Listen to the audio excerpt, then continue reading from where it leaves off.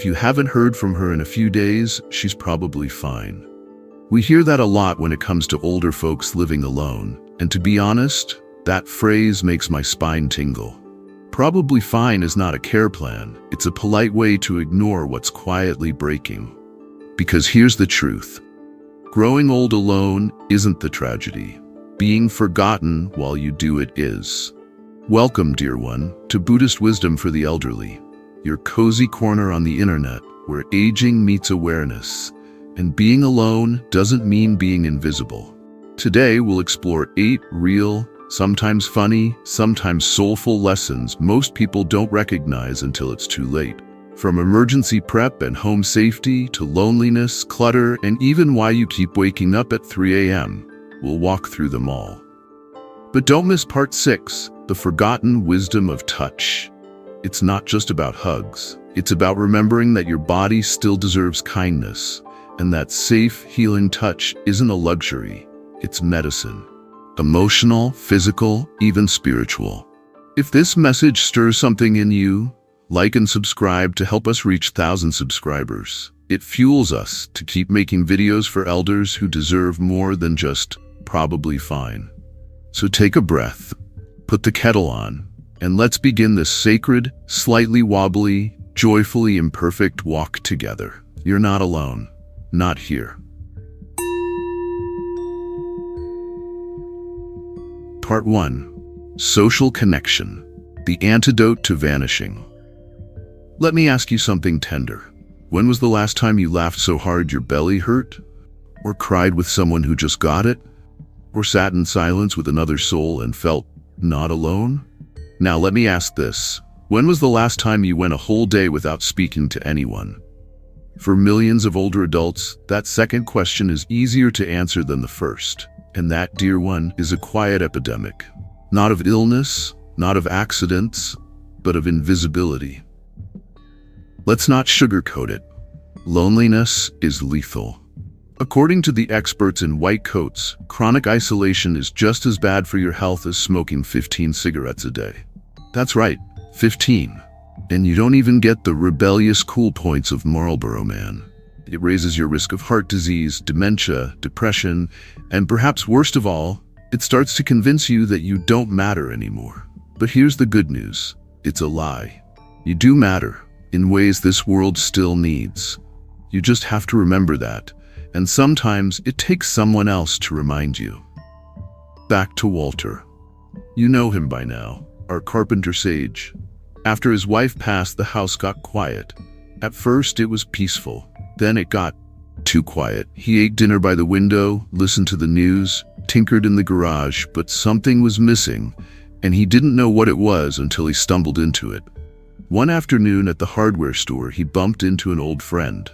They hadn't seen each other in years. The friend said, "Hey, come by the woodworking club next Tuesday. We've got pie." Pie is a powerful motivator. So Walter went, and in that little dusty room filled with sawdust and stories, something clicked. There was laughter, eye contact, jokes that made no sense. Men and women trading tools and tales like currency. It wasn't just socializing, it was belonging. You're not alone because you live alone. You're alone when no one knows your story. The medicine? Reconnection. It doesn't have to be loud or big or full of Facebook likes. It can be small, sacred, and real. Join a group. Not because you're lonely, but because you're curious. A book club, a walking group, a knitting circle, a seniors yoga class where no one touches their toes but everyone claps afterward. Volunteer. Yes, you. You've got wisdom like gold. Organizations need that. Kids need that. Other elders need that. The act of giving is the act of remembering you still have something to give. Call someone, even if it's been years, even if it's awkward, even if they might not remember your name at first. Connection doesn't need perfection, it just needs willingness. Faith communities, churches, temples, Buddhist sangha, meditation groups, they're built for belonging. They're oases in the desert of disconnection. I hear this one a lot. I enjoy my own company. I don't need people. And maybe that's true. Maybe you've become a monk in disguise, content in your solitude. communing with squirrels and microwave dinners. But be honest, is that contentment or just resignation? There's a difference between choosing solitude and being exiled into it. One is peaceful, the other is painful. You don't need to be the life of the party, but you do need to feel seen, heard, valued. We all do. In Buddhism, there's a truth we often forget. We are. You exist because others do. You smile because someone smiled back. Even the hermits come down the mountain sometimes just to buy rice and feel the breeze of the human marketplace. You were not meant to disappear. These days, Walter still lives alone, but he's not lonely anymore. He's got his woodworking club, his neighbor Joe, the lady at the grocery store who always asks about his tomatoes. He started sending silly texts to his nephew, who now calls every Friday just to hear the old man ramble. His body hasn't changed much, but his spirit, it's back in the game. If you've drifted from connection, it's not too late. You haven't missed the train. The station is still open. You just need to take one step back toward the world. Reach out, sit with someone, laugh or cry or do both, because we're all just walking each other home, remember? And it's much better not to walk alone. Part 2. Emergency readiness, grace under fire, or stroke gas leak or mystery clunk in the night. Let's be honest. No one plans to collapse next to the coffee pot. No one schedules a heart attack at 7:15 a.m. with room for a rescue by 7:30, followed by a light breakfast and a brisk recovery. Emergencies aren't polite. They don't wait until the neighbor is home or the phone is in reach.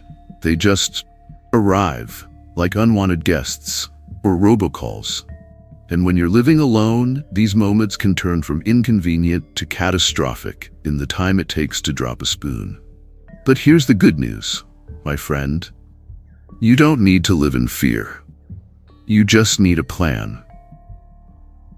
Let me tell you what it's not. It's not building a bunker under your garden. It's not sleeping with one eye open and a baseball bat under the pillow, unless you really enjoy that aesthetic. It's not becoming the neighborhood alarmist who sees danger in every shadow. Emergency readiness is about being present enough to care for your future self. It's a kind of spiritual housekeeping, like sweeping the temple floor, except the temple is your home, and instead of incense, we've got medication lists and flashlights. You remember Walter, right? Our retired carpenter philosopher. One morning, he felt dizzy while pouring coffee. At first, he chalked it up to not eating breakfast. Then the dizziness turned to confusion, then slurred words. He reached for his phone and missed. Then again. Missed. The floor came up fast. Fortunately, Walter had already started putting a plan in place. His neighbor Joe didn't get the usual, still kicking text, and within minutes, Joe was at the door. Help arrived. Walter recovered. It wasn't magic, it was a system. So let's build your plan, step by graceful step. Step 1. Make your contact list, your best friend. Have your essential phone number somewhere obvious. No, not just in the cloud, which may or may not be floating over Ohio at the moment. I mean printed, large, and real like a sacred scroll on the fridge. Your doctor, your nearest family, a neighbor who isn't terrified of emergencies, anyone who knows where you keep your spare key and your secrets. Bonus, put ICE, in case of emergency, labels on contacts in your phone. Paramedics do check that stuff. It's not just for teenagers. Step 2, get a medical alert device. Seriously, now I know what you're thinking, but Ram Dass voice guy, won't that make me look old? Look, sweetheart, we're already old. But you know what's worse than looking old? Lying on the floor for 3 days with a broken hip, yelling at the ceiling fan. Medical alert pendants are miracles in disguise. You press a button and boom, people come running. Some of them even detect falls automatically. Some have GPS. Some look like jewelry. Get one that suits your vibe. And if you don't like the word pendant, call it your cosmic communicator. Step 3. Know your way out. If there's a fire, a gas leak, or a suspicious knock at the door that smells like trouble, have an escape route. This is not about being paranoid. This is about being wise and prepared, like the aging lion who still knows where the cave exit is. A few essential tips, a few essentials. Flashlight by the bed. Not just for blackouts, but for that spiritual moment at 2 a.m. when you want to find the bathroom without invoking karma by stubbing your toe. Spare key in a lockbox, not under a rock shaped like a frog. Let someone you trust have the code. Practice your exits. Make it a game. If the kitchen caught fire, could I make it to the porch in 20 seconds? Bonus points if you do it in your pajamas. When we don't prepare, emergencies hold us hostage. But when we do, we gain a kind of spiritual lightness. We can breathe easier. We can laugh again. We can stop fixating on worst-case scenarios and enjoy our soup. Because we know, if something happens, I've got a plan. And let me tell you, that's not just safety. That's self-love. Part 3. The Forgotten Wisdom of Touch. Why your skin still remembers love. Let's talk about skin. That soft, sagging, dry in some places, creaky in others miracle you've been wearing for 70 or 80 years. Your skin has held babies, built houses, cooked meals, wiped tears, both yours and other people's. It has been your silent companion in everything. But here's the strange part. Somewhere along the path of growing older, people stop touching us. They don't mean harm. They just assume, oh, grandma's fine, or he's strong, he doesn't need a hug. Or worse, we elders begin to believe it ourselves. That we don't need affection anymore, that we've grown past it. Let me tell you something important, dear one. Your need for touch didn't retire when you did. Modern science, bless its late arrival, is finally catching up to what grandmothers and monks have known forever. Touch is sacred. Research from places like the University of Miami's Touch Research Institute, yes, that's a real thing, shows that positive touch lowers stress hormones, increases immune function, and reduces pain, depression, and anxiety. Even light, intentional contact, like holding someone's hand or a brief back rub, can flood the brain with oxytocin, the I'm safe chemical. It soothes the nervous system. It reminds the body it's loved. You don't need a partner. You don't need to schedule a massage. You just need some gentle contact with life. Now look, I get it. Not everyone wants to be hugged or squeezed or patted like a favorite houseplant. And after a certain age, the body might feel more like a puzzle in progress than a pleasure palace. But let's not confuse touch aversion with touch starvation. There's a difference between I'm not in the mood and I've forgotten what safe affection feels like. Walter once told me, I didn't realize how long it had been since someone touched me until a nurse rested her hand on my shoulder during an appointment. I nearly burst into tears. We are made to connect, and the body never forgets that. You don't need a room full of grandkids to feel connected. Self-massage.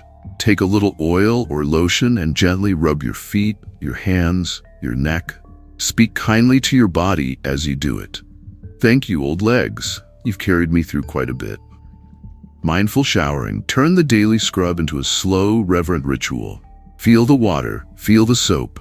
Offer your body appreciation, not critique. Petting animals. Dogs, cats, birds, even that one neighbor's enthusiastic golden retriever. Science says that stroking fur lowers blood pressure and boosts joy. And guess what? It helps them too. These aren't chores. They're rituals. They're ways to come home to yourself. Now, in Buddhism, there's often talk about going beyond the body, releasing identification, transcending suffering, finding the formless self. But here's the paradox. To transcend the body, you have to first honor it. The Buddha didn't teach disconnection. He taught presence. He sat with the body. He felt the breath. He touched the earth when Mara came calling. In Thai monasteries, monks offer healing touch as a form of meditation. In Tibetan traditions, physical care for elders is seen as a spiritual gift, an act of dana or generosity. The body is not an obstacle to spiritual life. It is the temple. Touch doesn't fade in importance just because we've traded dancing shoes for orthopedic ones. In fact, as the noise of the world quiets down in older age, the subtle language of contact becomes even more profound. A hand on your back, a squeeze of your shoulder, even the brush of wind on your face, it's all God reminding you you're still here. So don't be afraid to ask, to offer, to reach out. Let yourself feel again. Because whether you're 25 or 95, the skin remembers what the soul never forgot. We are here to love and be loved. Part 4. Home security, guarding the castle without losing your mind. Let's talk about castles. Not the kind with moats and drawbridges. Though honestly, if you've got one of those, more power to you. No, I'm talking about the kind you live in right now. Your home, your sanctuary, your tiny kingdom of tea mugs, old photographs, and that mysterious drawer full of expired coupons. It's sacred ground, but when you live alone, the peace of your space can feel fragile, vulnerable. One unexpected knock at the door can send a ripple through your nervous system. A weird noise at night becomes a mini spiritual test. Is it a burglar, or just the fridge making peace with its past? Either way, security matters. Not so you can live in fear, but so you can return to trust. Walter, as you may recall, is not a paranoid man, but he's a smart one. He once told me, "I don't expect trouble, but I also don't leave cookies out for it." He upgraded his door locks, installed motion lights on the driveway, and put in a video doorbell. He even put up a little sign that said, "Smile. You're on camera and I'm on prune juice." That's what spiritual preparedness looks like. A balance of lightness and protection. Securing the perimeter without turning into a recluse. Step 1. Locks matter, and I don't mean emotional ones. Your front door should close like the gates of heaven, firm, safe, and final. Replace old locks with deadbolts, not the $5 ones that jiggle when you sneeze. Get the good ones, the ones that make a burglar reconsider their career path and go back to community college. If you're worried about forgetting your keys, and let's be real, we all are, install a smart lock with a keypad. Now that's aging with style. Step 2. Light it up. Like it's a Buddhist festival. Darkness is where the raccoons and the creeps roam. Motion sensor lights are your allies. When someone steps onto your porch and suddenly gets lit up like they're at a disco, they usually decide to move on. Plus, it gives your driveway this soft, holy glow at night. Like your house is radiating awareness. You're not just illuminating your space, you're enlightening it. Step 3. Doorbell cameras. The all-seeing eye, but in HD. Get yourself a video doorbell. It's not just for catching package thieves. It's a psychological deterrent. Even if the person at the door doesn't know if you're home, the blinking little eye says, "I see you, my friend. Be wise."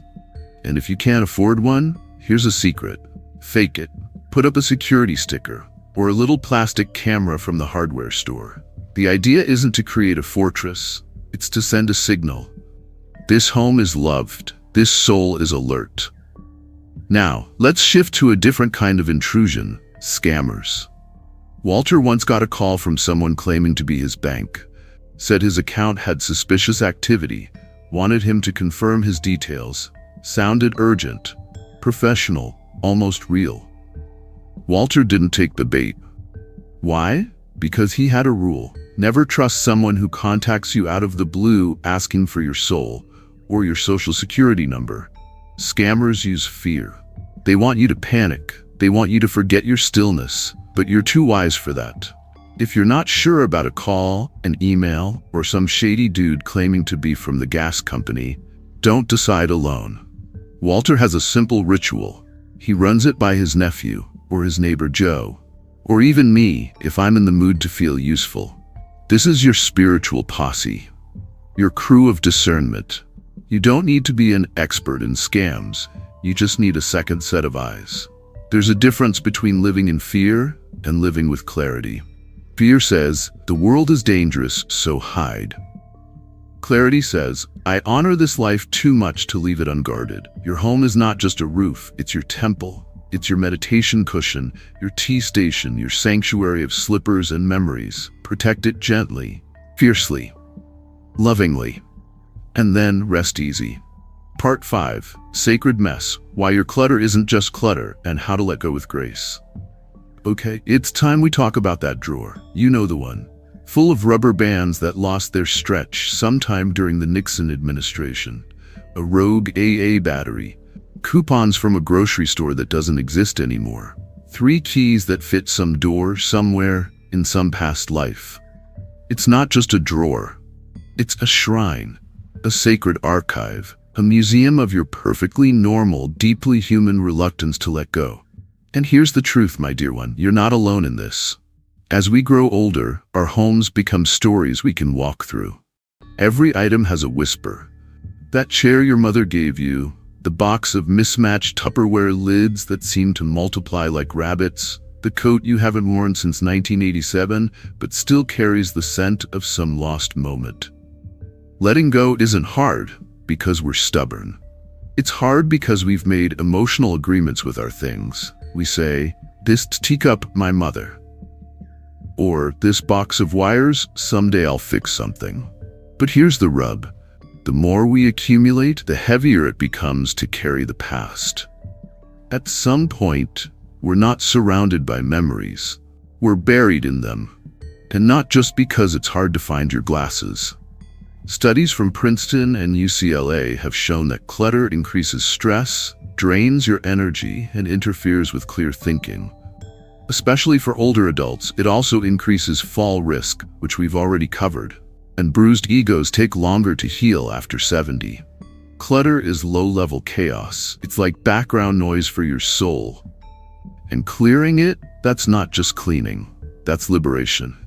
Let's check in with Walter. He had a closet full of tools, wood scraps, nuts, bolts, half-finished projects, and a drawer labeled "Might Need Later," which, as you probably know, is the spiritual cousin of never again.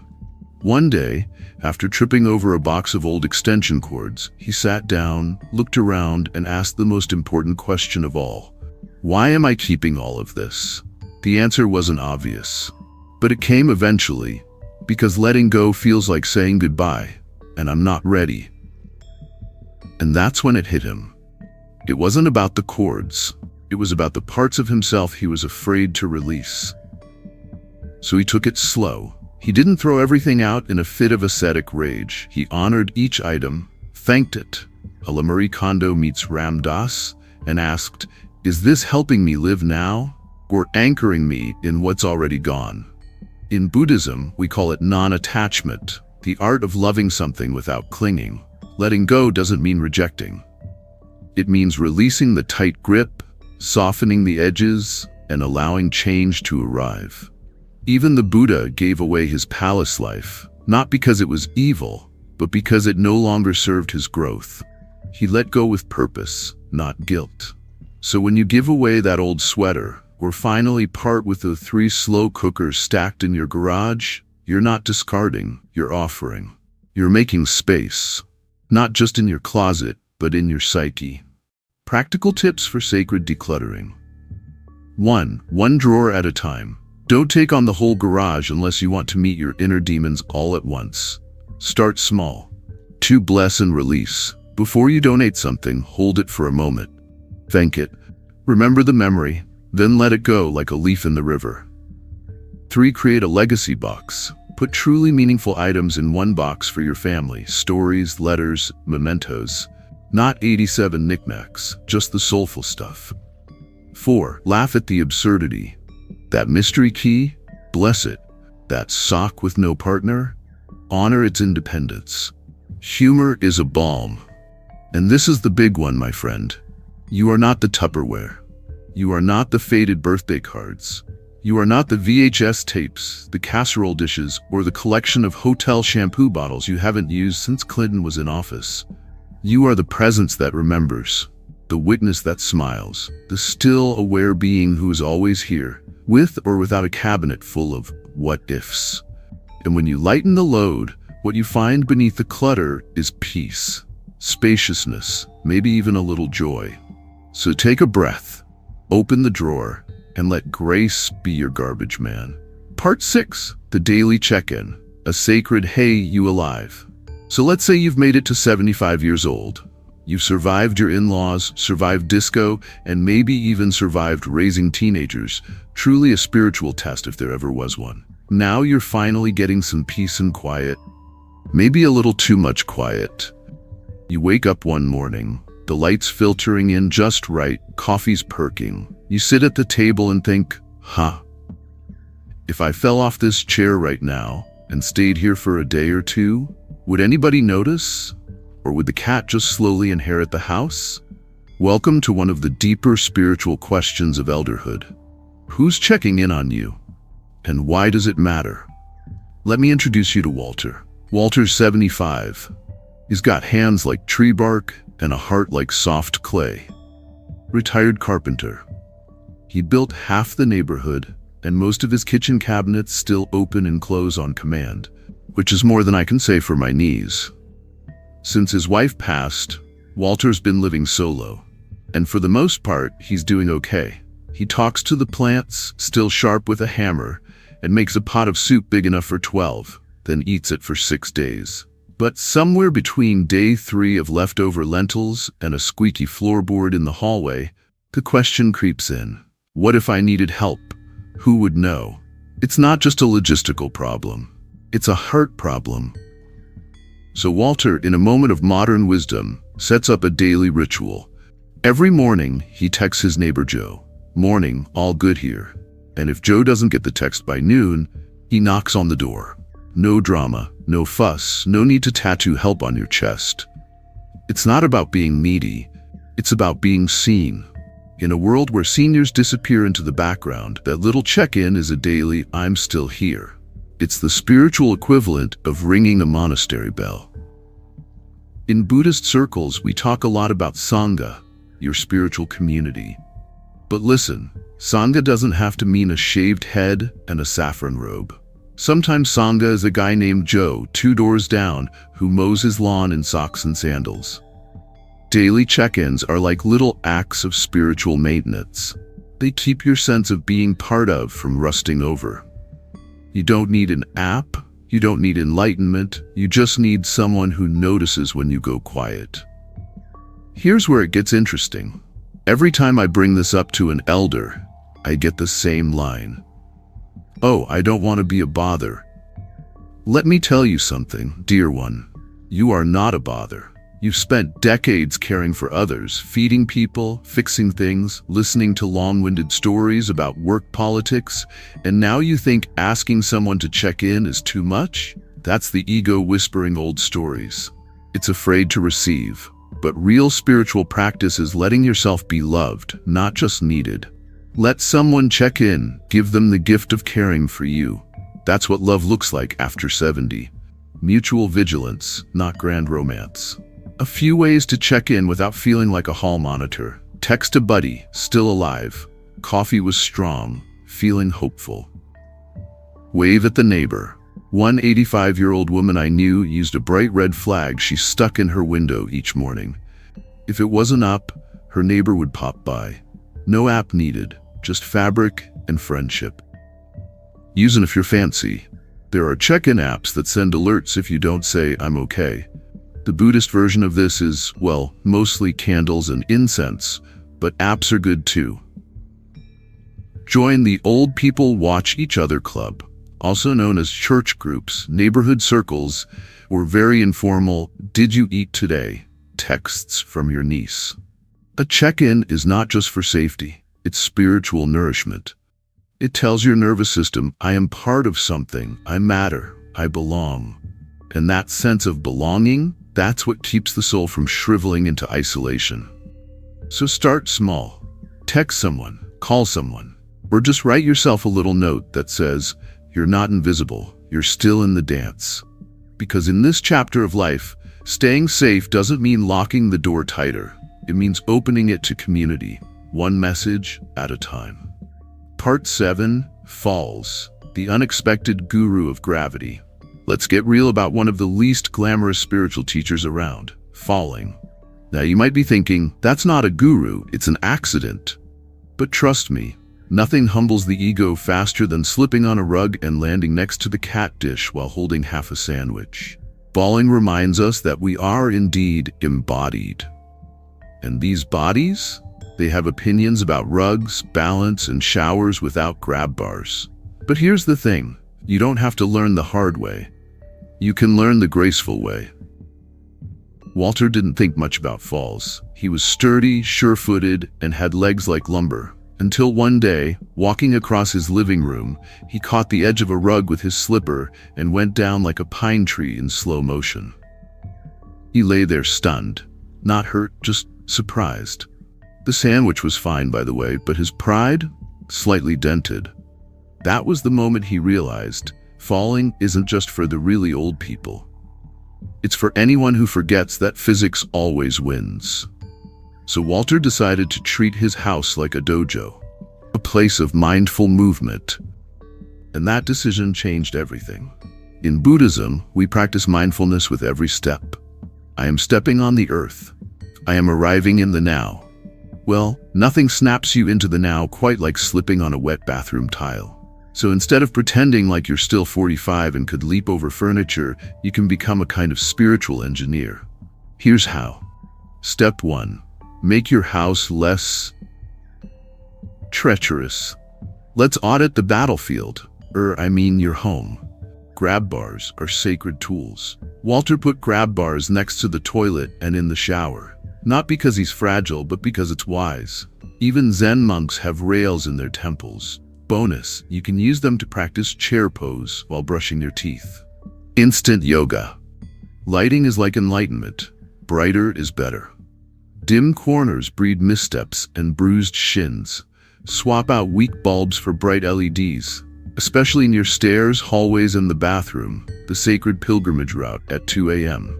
The floor is not your friend. If it's cluttered wires, rugs, and your cat's toys are all tiny spiritual tests. Pass them by keeping your path clear. Walter rolled up his loose rugs, blessed their decorative little hearts. He tucked cords away and finally gave up on that one wobbly stool that's been threatening rebellion for years. Step 2, build a body that stays upright. Balance isn't just physical, it's mental, emotional, but also very much physical. As we age, muscles shrink and reaction time slows. That's nature's way of saying, start stretching, my friend. Walter's routine? Nothing fancy. 5 minutes a day, chair stands, up, down, works your legs and your existential resolve. Heel-to-toe walks, across the hallway like a sobriety test for your inner monk. Ankle rolls, because nobody talks about ankles until they betray you. The point isn't to become an athlete. It's to remain mobile, aware, and grounded in your body. You don't need a gym membership, you just need a little movement with a little mindfulness. Step 3, have a recovery plan, aka your OOPS protocol. Even with all your wisdom, one day you may still fall. It happens. The key is to fall like a sage, prepared and peaceful. Keep your phone close. Walter wears his like a spiritual talisman, always in his pocket or nearby on the table. If he falls, he can call for help. Get a medical alert button. Yep, we're mentioning this again because it's that important. Falls often leave you without the strength to move. One press of that button, boom, instant assistance minus the drama. Practice getting up. Yes, really. Roll to your side, use your arms, get on all fours, breathe. Then push up using furniture. Walter actually rehearsed this. He said it's not just a safety drill, it's a reminder that I'm still in the game. Falling teaches humility. It reminds us that the ground is always there, beneath us, for us, calling us back to presence. In Still Here I wrote, as we get older, our bodies slow down and our spirits wake up. Your balance, your safety, your independence, they are all expressions of spiritual care. You're not just preventing accidents, you're honoring the miracle of your being here. So take a breath, steady yourself, walk like a blessing, and put the cat toys away. Part 8. Sleep as a spiritual practice. What waking at 3 a.m. is trying to teach you. Let's paint the scene. It's 3:07 a.m. Again, you're awake. Again, you lie there staring at the ceiling like it owes you money.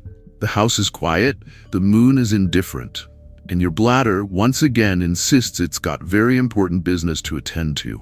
You crawl back into bed, you try turning over, breathing slow, counting sheep, counting regrets. Nothing works. And somewhere in the fog of sleeplessness, you think, Why does this keep happening?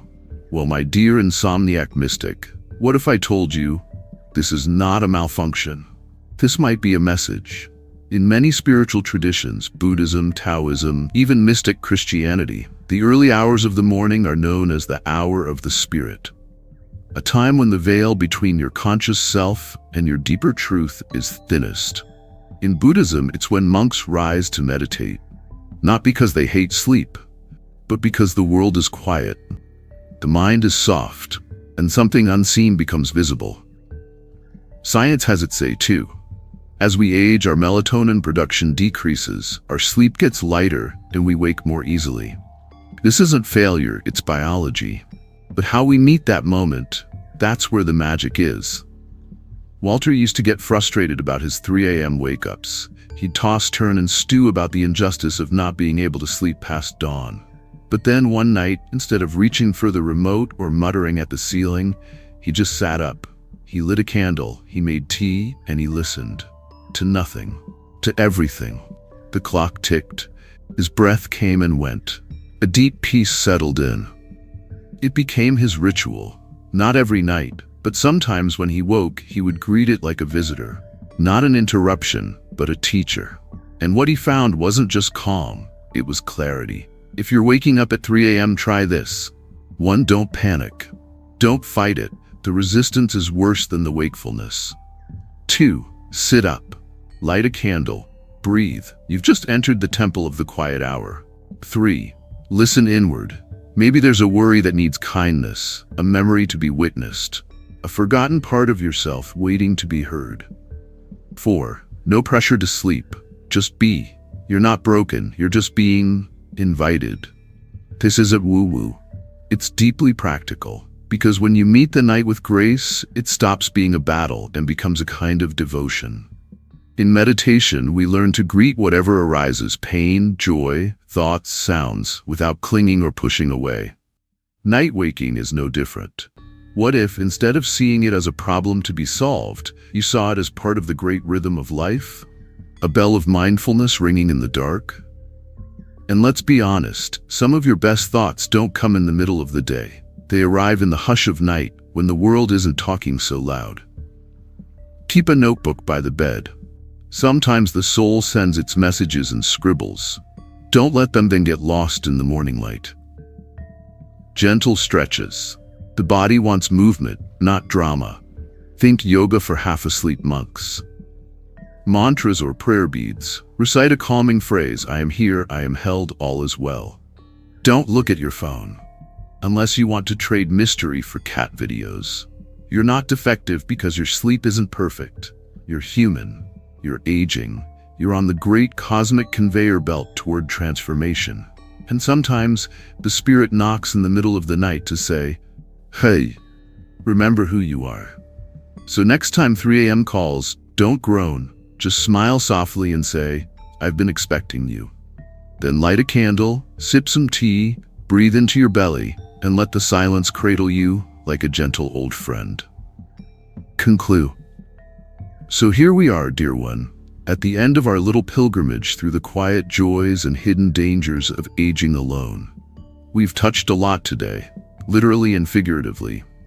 From how to make your home a sanctuary, to checking in with your neighbor or yourself, to how your old drawer full of mystery batteries might just be a Buddhist teaching in disguise.